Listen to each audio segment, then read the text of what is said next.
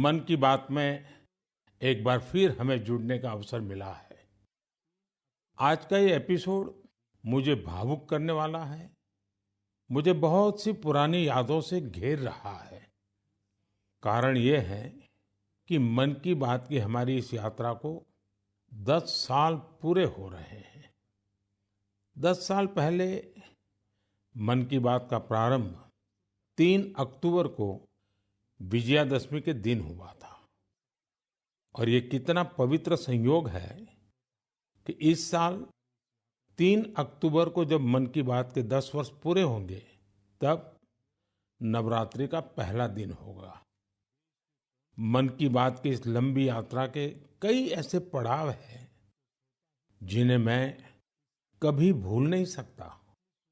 मन की बात के करोड़ों श्रोता हमारी इस यात्रा के ऐसे साथी हैं जिनका मुझे निरंतर सहयोग मिलता रहा। देश के कोने कोने से उन्होंने जानकारियां उपलब्ध कराई। मन की बात के श्रोता ही इस कार्यक्रम के असली सूत्रधार हैं। आमतौर पर एक धारणा ऐसी घर कर गई है कि जब तक चटपटी बातें न हो, नकारात्मक बातें न हो, तब तक उसको ज्यादा तवज्जो नहीं मिलती है। लेकिन मन की बात ने साबित किया है कि देश के लोगों में पॉजिटिव जानकारी की कितनी भूख है। पॉजिटिव बातें, प्रेरणा से भर देने वाले उदाहरण, हौसला देने वाली गाथाएं लोगों को बहुत पसंद आती हैं। जैसे एक पक्षी होता है चकोर, जिसके बारे में कहा जाता है कि वो सिर्फ वर्षा की बूंद ही पीता है। मन की बात में हमने देखा कि लोग भी चकोर पक्षी की तरह देश की उपलब्धियों को, लोगों की सामूहिक उपलब्धियों को कितने गर्व से सुनते हैं। मन की बात की 10 वर्ष की यात्रा ने एक ऐसी माला तैयार की है जिसमें हर एपिसोड के साथ नई गाथाएं, नए कीर्तिमान, नए व्यक्तित्व जुड़ जाते हैं। हमारे समाज में सामूहिकता की भावना के साथ जो भी काम हो रहा हो, उन्हें मन की बात के द्वारा सम्मान मिलता है। मेरा मन भी तभी गर्व से भर जाता है जब मैं मन की बात के लिए आई चिट्ठियों को पढ़ता हूं। हमारे देश में कितने प्रतिभावान लोग हैं।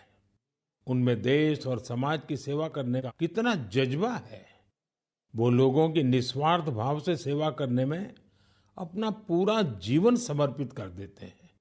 उनके बारे में जानकर मैं ऊर्जा से भर जाता हूं। मन की बात की ये पूरी प्रक्रिया मेरे लिए ऐसी है जैसे मंदिर जाकर के ईश्वर के दर्शन करना।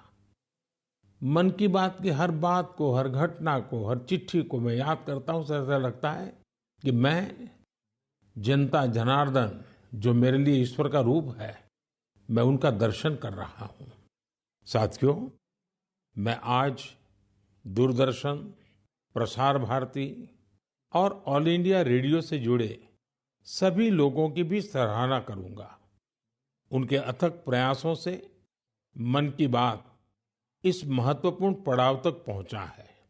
मैं विभिन्न टीवी चैनल्स को, रीजनल टीवी चैनल्स का भी आभारी हूं जिन्होंने लगातार इसे दिखाया है। मन की बात के द्वारा हमने जिन मुद्दों को उठाया, उन्हें लेकर कई मीडिया हाउसेस ने मुहिम भी चलाई। मैं प्रिंट मीडिया को भी धन्यवाद देता हूं कि उन्होंने इसे घर घर तक पहुंचाया। मैं उन यूट्यूबर्स को भी धन्यवाद दूंगा जिन्होंने मन की बात पर अनेक कार्यक्रम किए। इस कार्यक्रम को देश की 22 भाषाओं के साथ 12 विदेशी भाषाओं में भी सुना जा सकता है। मुझे अच्छा लगता है जब लोग ये कहते हैं कि उन्होंने मन की बात कार्यक्रम को अपनी स्थानीय भाषा में सुना। आप में से बहुत से लोगों को ये पता होगा कि मन की बात कार्यक्रम पर आधारित एक क्विज कंपटीशन भी चल रहा है जिसमें कोई भी व्यक्ति हिस्सा ले सकता है। mygov.in पर जाकर आप इस कंपटीशन में हिस्सा ले सकते हैं और इनाम भी जीत सकते हैं। आज इस महत्वपूर्ण पड़ाव पर मैं एक बार फिर आप सबसे आशीर्वाद मांगता हूं। पवित्र मन और पूर्ण समर्पण भाव से मैं इसी तरह भारत के लोगों की महानता के गीत गाता रहूं। देश की सामूहिक शक्ति को हम सब इसी तरह सेलिब्रेट करते रहें, यही मेरी ईश्वर से प्रार्थना है, जनता जनार्दन से प्रार्थना है।